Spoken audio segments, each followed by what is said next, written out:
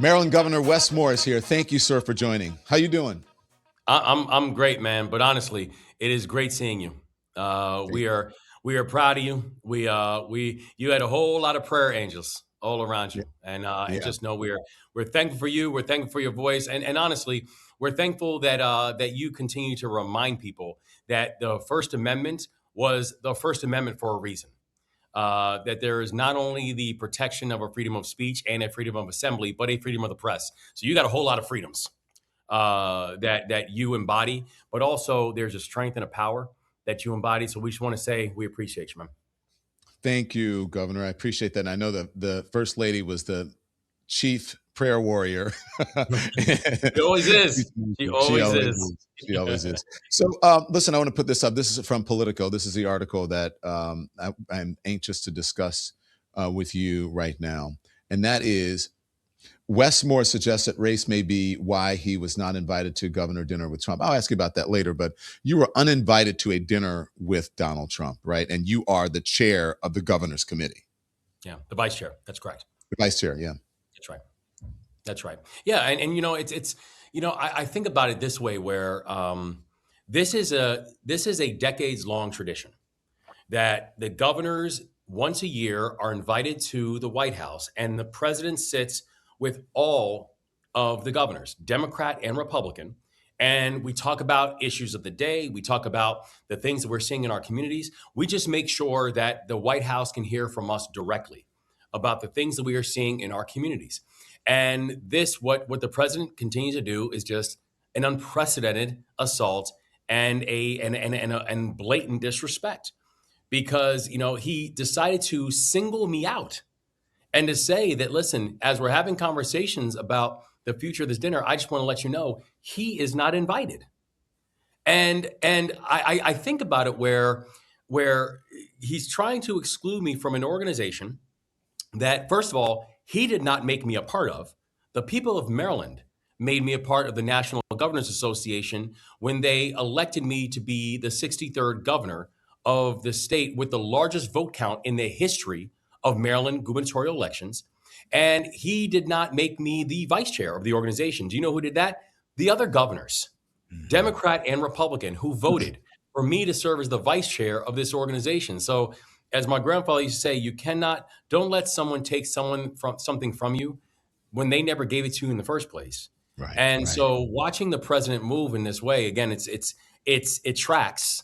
But it's just also so deeply indicative of the kind of moment we're in right now. Did he explain why? Oh, not at all. No, and I've decided that I can't get into the mindset or the intent of the psyche of a person who is just deeply unstable. So he did not explain why. Why do you think he did it? You're the only black governor. Oh yeah.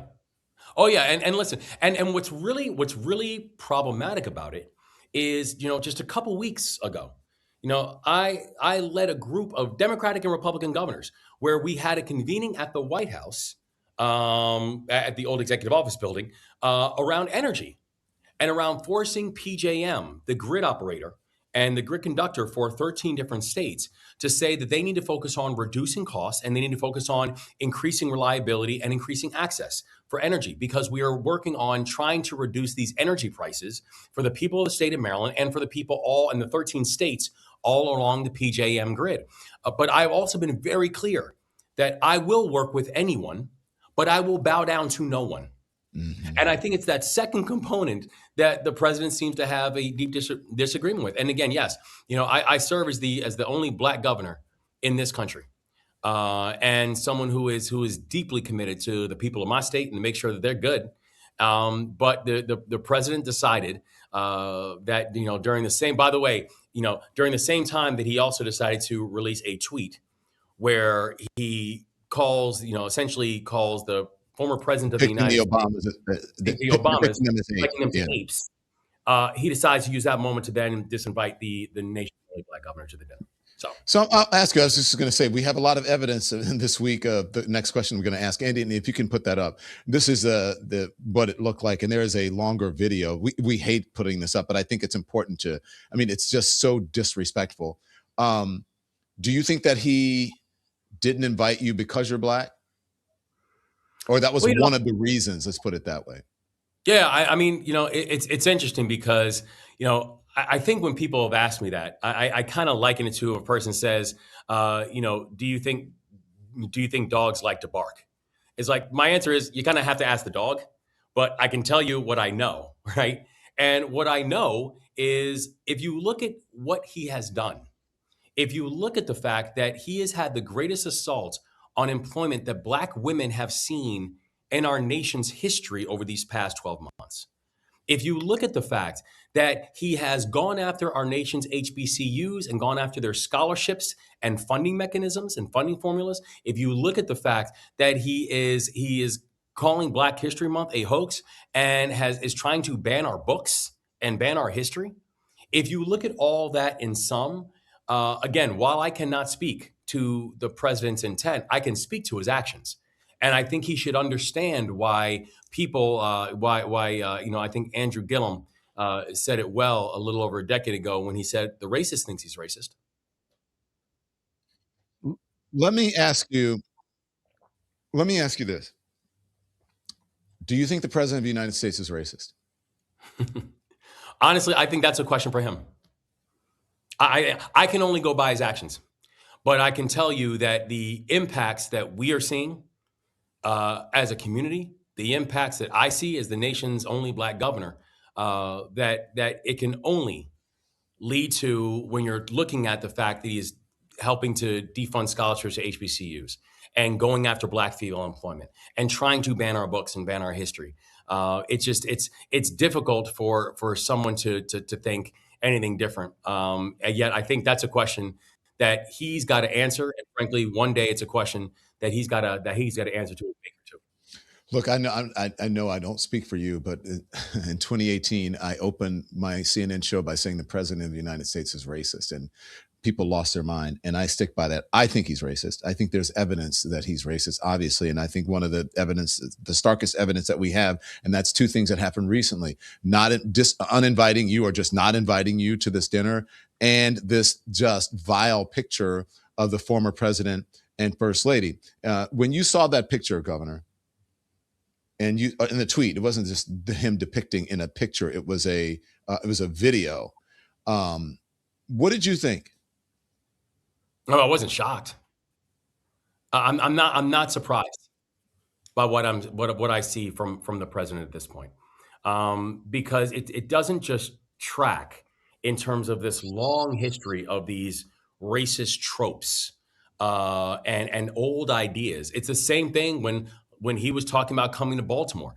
The coded language, the dog whistle, when he was talking about sending the National Guard into Baltimore because we needed to deal with the savages, right? It's this kind of mindset that was not at all shocking when I saw the the tweet that came on board. But I'm gonna be honest, when I think about when people were saying how does it feel when you were disinvited, I said to be very honest, like I'm good. Like I don't look to the president of the United States for validation. I don't look to the president of the United States to make me feel worthy, right? My God makes me feel worthy. My family makes me feel worthy. My community makes me feel worthy. The president of the United States does not determine what my worthiness. I believe deeply that I am in no room because of some kind of social experiment. I'm in a room because the room is incomplete until I walk in the door. But the real offense is not what he's doing to me. It's what he's doing to our community. The real offense is how we are watching unemployment rates amongst Black women jump under him. The real offense is how we're watching this attack on Black-owned businesses and our 8A programs and things that were actually allowing real pathways to long-term wealth for the Black community. The real offense is how we're watching with the big, beautiful bill that he just signed that is now the largest upward consolidation of wealth that the world has ever seen, while he's pulling away health care from people. The real offense is why in the state of Maryland, when we had a president of the United States who said that he is going to ban books, well, I signed legislation in the state of Maryland banning the banning of books. So in Maryland, you cannot ban books. Yeah. And so that's the thing that I think that gets all of us is not just, you can come at me because I don't get my authority, nor do I get my power from you. I believe in a King of Kings and I believe in a Lord of Lords, and they do not live it in Pennsylvania on Pennsylvania Avenue. However, it's the assault on our people that we've got to stand up, we've got to fight for, we've got to push. That's why when you have a president who is unchecked in this way, it's why we're pushing for things like not only people getting out and voting in November, it's why we're pushing for things like redistricting reform inside of the state of Maryland. And we've got to fight to make sure we can get a vote in the Maryland Senate on redistricting. This is an emergency situation, and that's exactly the kind of leadership that's going to be required. Thank you for that. And I want to talk to you about a couple of things here. One is when you talked about unchecked and things that we have to get in check, and the assault on the First Amendment and the assault on freedom of press. You mentioned it a little bit in the beginning, but freedom of the press and freedom of speech, that's the bedrock of our democracy. Correct. That is right. That is the life breath of our democracy. And he's I'm an example of it. He's arresting reporters, journalists for just documenting and witnessing. Correct. And you think about it where, for the people who are the constitutionalists, right? Mm-hmm. The people who talk about the framework that this country was built on. There was a reason that certain things were the First Amendments, right? That we focused on. Not the 8th, not the 15th, not the 20th. Literally the bedrock of this new nation that they wanted to make sure was protected. One of which was things like the freedom of speech, a freedom of assembly, and the freedom of press. And when you look at what is happening now with so many of these actions, the violations of the First Amendment, the violations of the Second Amendment as well, when they're now getting on Alex Preddy for being a licensed firearm owner, but then somehow saying, but he should not have carried a firearm, when actually that's a violation of the Second Amendment. It's this type of hypocrisy and rewriting of history that I think we've got to be able to call out. And so part of the reason that we've been pushing, for in our state, when, and part of the objection I have with this massive expansion that we're seeing of ICE, for example, where I say we work with federal authorities when it comes to violent criminals and when it comes to violent offenders. And Maryland has had amongst the fastest drops of violent crime anywhere in the United States of America. The violent crime rate in Maryland is down nearly 50% since I have been the governor. The last time the homicide rate was this low in Baltimore City, for example, I wasn't born. The people of my state know we do not play when it comes to public safety. Mm-hmm. However, we also do not play when it comes to protecting the Constitution. Mm-hmm. And the way you protect public safety is actually constitutional policing. So when I'm watching ICE move the way that they are moving, so they are now the 13th largest by funding, the 13th largest military force in the world. They are now larger law enforcement agency than the FBI, than the ATF, than the DEA. And they're putting people into our communities who are untrained, unqualified, and unaccountable. They see that is the challenge that we have because they are not there to make people safe. Actually, what is happening in many cases is violations of the First and the Second and other constitutional amendments. And that can't be tolerated. You said something like, did you say the guarding of the Constitution? I forget however you phrased it, but yep.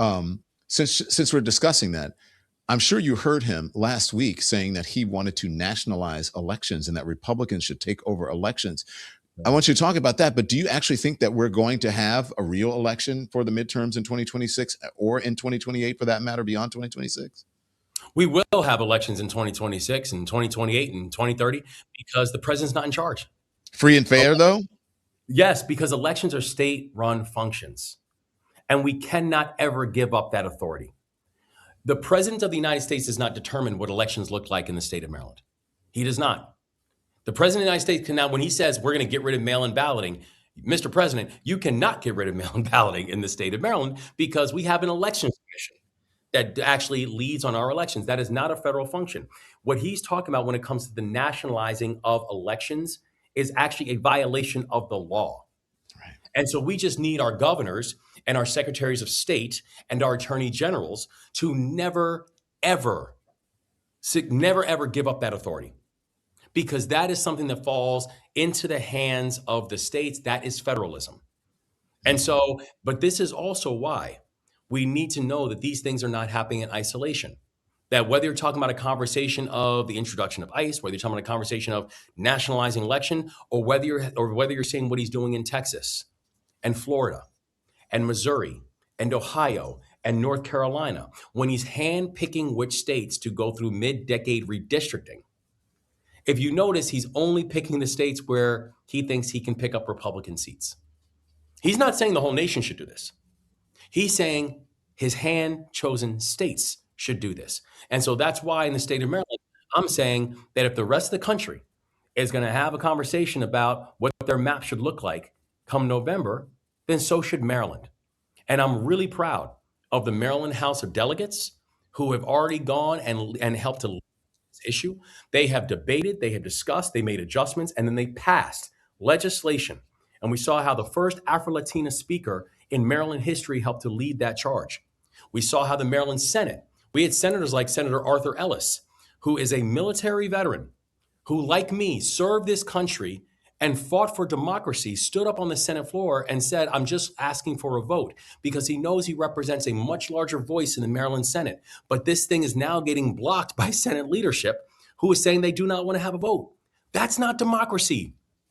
Democracy, the democracy we fought for, is simply saying debate the issue, discuss it, make changes if you see fit, but vote. We want to see a vote. And that's what we're demanding from the Maryland Senate. Okay. So are you concerned about suppression? Because he's saying he's sending people like Tulsi Gabbard or Kristi Noem or all of those folks out to visit the places. You see what's happening in Fulton County right now. I'm worried, Governor. I'm worried. I understand, because I think we continue to see an administration that's going to stop at nothing.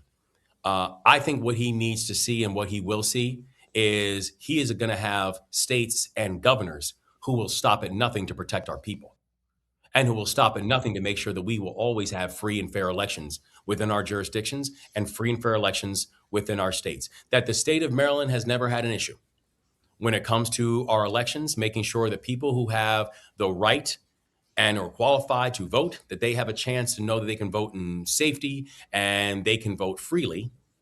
And that is something that we are going to make sure that happens in the state of Maryland, and governors around the country are going to be doing the same for their own individual jurisdictions as well. Now, Governor, I'm worried that a member of your family may have broken the law. I'm not sure if this is gambling or whatever, but I saw this video this weekend. I don't know, but I want people to see it because they can determine. Here it is. All right. So for this year's Super Bowl, I've decided to ask the expert who he thinks is going to win. So, Tucker, let me know what you think.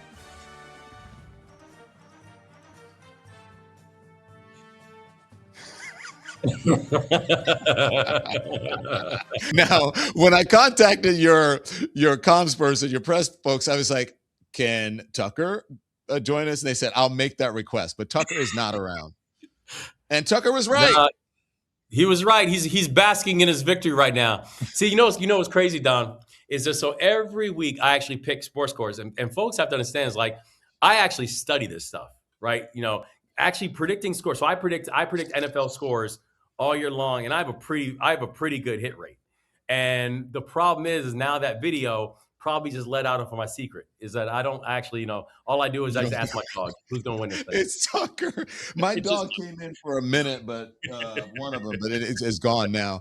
It's so chilly in here. I have a blanket. I'm like an old man right here with the blanket because it has to be cool in here for the camera because it overheats. Now, I will say this.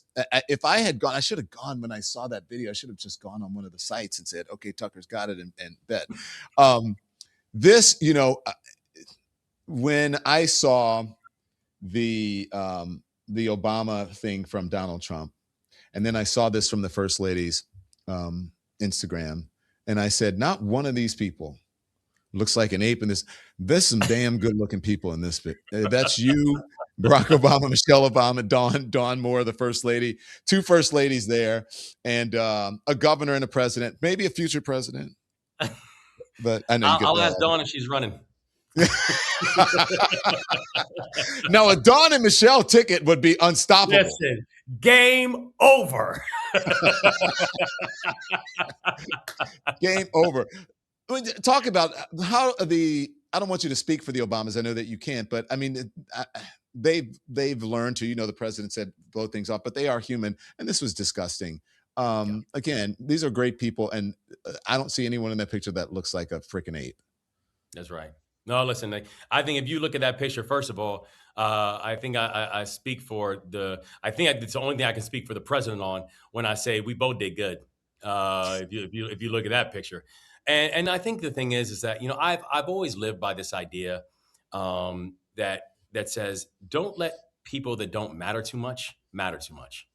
Yeah. Don't even give them the energy nor the weight. Right. I think part of the issue is that as a larger society, we allow people to take up way too much mind share when they haven't earned it, and they definitely don't deserve it. And so, my prayer for the first family, or this first family, President Obama and the First Lady, is that they have peace and that they have joy, and they know how loved they are. They know how respected they are. They know how cherished their leadership is, and frankly, how much we miss that level of dignity and integrity, how much we miss the compassion, and the fact that they reminded us what public service should actually look like. That public service does not mean focus on private benefit. That this was a family that was willing to sacrifice for us. We right now are seeing a situation where we are being asked to sacrifice for them. That's not healthy. And so I just hope that the president and the first lady find their peace. Okay. I'm being told by your team, he's got to go. So thank you so much. And that goes for you too. I think the same thing for you. I just saw the text. So tell your team, I just saw it. So Governor, thank you so much. It's a pleasure. Tell the first lady hello, and best of luck to you and your family. Okay. Thank you so much. I appreciate you, brother. Keep leading. Thank you. Thank you. Thanks so much for watching, everybody. Your support means the world to us. Don't forget to hit that like button and subscribe so you never miss a show. We're live every weekday at 10 a.m. and 5 p.m. Eastern Time, with new clips dropping at 2 p. and 8 p. And if you want even more Don Lemon Show content, join the Lemon community. Members get exclusive posts, behind-the-scenes videos, and live chats just for you. So hit the join button or visit our channel page to sign up. Thanks again for all your love and your support, and I'll see you next time.